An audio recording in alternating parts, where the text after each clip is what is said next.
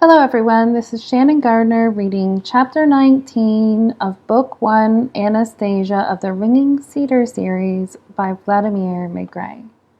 The chapter is called The Need to Change One's Outlook on the World. I asked Anastasia about the woman over whom she had a disagreement with her grandfather. I asked her why she had been unable to establish a connection with her and why she thought this contact was necessary. You see, Anastasia began her story, it is very important when two people join their lives together that they have a spiritual attraction to each other. Unfortunately, as a rule, everything starts with the carnal.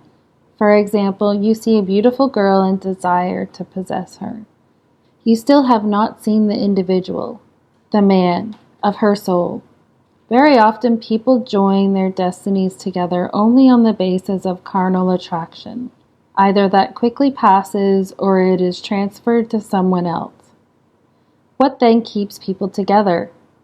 To find a kindred spirit with whom one can attain true happiness is not all that complicated. Your technocratic world, however, puts up massive interference. The woman I am trying to reach lives in a large city and regularly travels to the same place each day, probably to her work. Either there or on the way, she finds or meets up with a man who is very close to her spirit, one with whom she could be really happy, and, most importantly, one with whom she could bear a child capable of bringing so much good into the world. Because they would co-create this child with the same impulsions as we did. But there is no way this man can bring himself to tell this woman that he loves her, and she herself is partly to blame for this. Just think, he looks into her face and sees, as it were, his heart's desire, the apple of his eye, while she, as soon as she feels someone's gaze upon her, perks up right away, and unwittingly tries to lift her skirt higher, and so on. This man is at once carnally aroused, but he does not know her well, and so he then goes to someone he is better acquainted with, someone he feels is more accessible, but still led on by these same carnal desires. I want to suggest to this woman what she should do, but I cannot break through to her. Her brain will not open to the awareness of new information, even for a second. It is constantly preoccupied with issues of day-to-day living. Can you imagine? One time I followed her for a whole 24 hours. What a terrible sight. Grandfather then got upset with me for not working enough with the dashniks and for spreading myself too thin and sticking my nose in where it does not belong. When this woman wakes in the morning, her first thought is not to delight in the coming day, but how to prepare something to eat. She gets upset over some missing food item and then gets upset over something you smear on your face in the morning, like face cream or rouge. She spends her whole time thinking how she is going to get it. She is always late and is constantly on the run, trying not to miss first one form of transport and then the next. At her regular destination, her brain is overloaded with, how should I put it, all sorts of nonsense, at least from my point of view. On the one hand, it is supposed to give her face a business-like expression and fulfill the job task she is assigned. All this while she is thinking about one of her girlfriends or acquaintances and getting angry at them.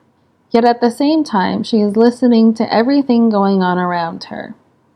And can you imagine the same routine is repeated day after day like clockwork? On her way home, when people notice her, she can put on the appearance of an almost happy woman. But she is continually thinking about problems or her makeup or looking at clothes in shop windows.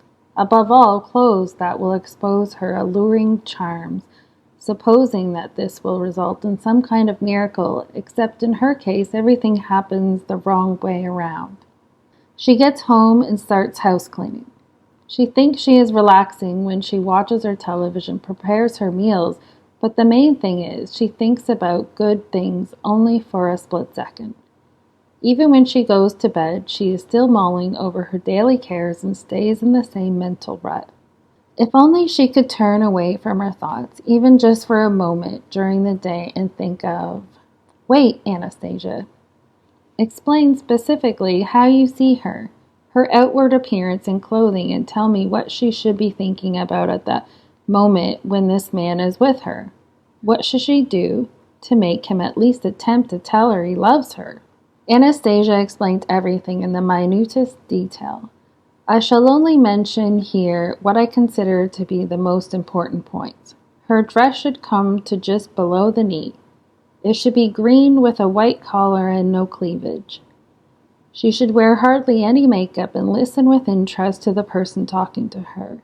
And that's it? I remarked upon hearing such a simple explanation, to which Anastasia remarked, there is so much underlying these simple elements. In order for her to choose that particular dress, change her makeup, and look at that person with genuine interest, she will have to change her whole outlook on the world.